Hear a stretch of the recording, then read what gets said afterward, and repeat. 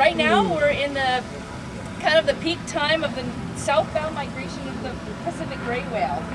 They feed up in Alaska and they mate and breed down in the lagoons off of Mexico. So every year they make this very long journey down to Mexico and then back up to Alaska to eat, down to Mexico to mate and breed, and back up to Alaska. But what we're looking for is their exhale. Do they exhale water? Huh? Are they mammals? And what's a characteristic of a mammal and what they, as far as breathing is concerned? They produce milk. That's a very good characteristic of being a mammal. What about what they breathe? They breathe air. That's right. So when they come to the surface and that big blow that we see, it has a little bit of water in it, but it's the air from their lungs. They breathe air just like we do. So that's when we get to see them, is when they come to the surface to breathe air.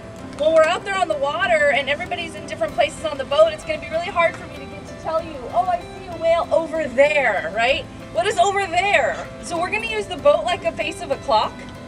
The front of the boat would be 12 o'clock. It's also called the bow. When you're moving through the water, the boat goes up and down like it's bowing. Think of it in that way, so you can remember the front of the boat is the bow.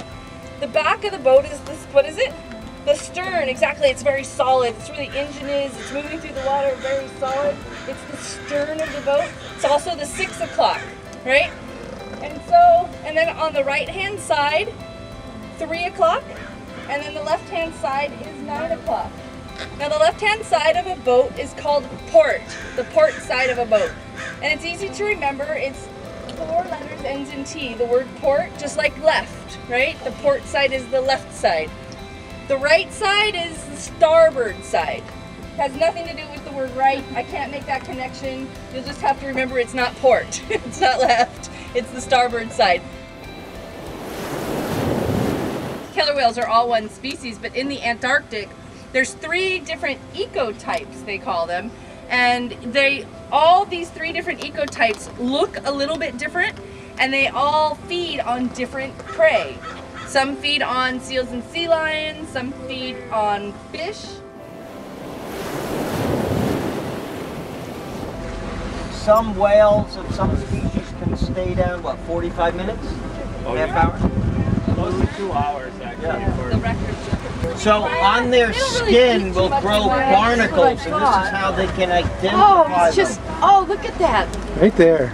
I have barnacles and lice with me that I'll be able to Good. show you guys Ooh, later. look at all that, that right crusty here. stuff on its head. Those are all ectoparasites. This is the closest I've ever been. Wow. See this big surface, this big smooth patch? That's where it beat its tail underwater and it pushed water up to the surface. So we can see where they're going. See, another footprint is formed. Oh, coming up again! Oh, they are. There it is. All right. But what other ways are we doing harm to gray whales? Pollution. Pollution is a lot of it. Also, like the destruction of their habitat, their mating grounds and breeding grounds and their migration path. We build things to get in their way. We demolish areas that they would use to go breed. They can get up to 6 to 10 inches of blubber, of fat on them, and that's all that food that they've been eating for 3 months in Alaska, stored up, and then they use it while they're making the migration. They use it for energy, they use it to keep warm, but that's stored up so they don't have to eat for those other 9 months of the year. And so then imagine again, just picture a female that's now giving birth, and now she has to not only keep herself fed, right, off of all that blubber, but she's also giving milk to her young. She's a mammal. She nurses their young. How much weight do the babies gain every day? That's a good question. The babies will gain up to, is it 75 pounds, I think, a day? How many blowholes do you have? We have 2, right? Just like we do. 2 nostrils. So, yeah, our mouth is connected to our lungs, and on a whale, it's not. Why would they not want their mouth connected to their lungs? exactly, because then when they're eating, water will just go right into their lungs, and that's not so good. So they actually have blocked that. Now just their nostrils, our nostrils, go straight to their lungs. I always learned that toothed whales have one blowhole and baleen whales have two, but I never learned why, and it never made sense to me. And I kept wondering, what was this big phenomenon? Why do toothed whales only have one blowhole? Well, there's that air passageway from the lungs up to the nostrils, and one of their air passageways they've pinched off. What do dolphins do that bats do? What's that called? You guys know the term that bats use, how they find things? They send out a signal, it comes back, it echoes back to them. Echolocation, it's like a sonar, and it comes back and they hear it. Well, they've taken one of those air passageways potentially off to make the sound that they send out. So cool. So you know when you pinch a balloon and it goes, right? Makes that squeaky sound. Basically, that's what they're doing with one of their blowholes. Down inside their head, they're pinching it like you pinch a balloon with air in it, and it creates a noise that they send out. They emit. Gray whales are special because they're the only whales that feed on the ocean floor.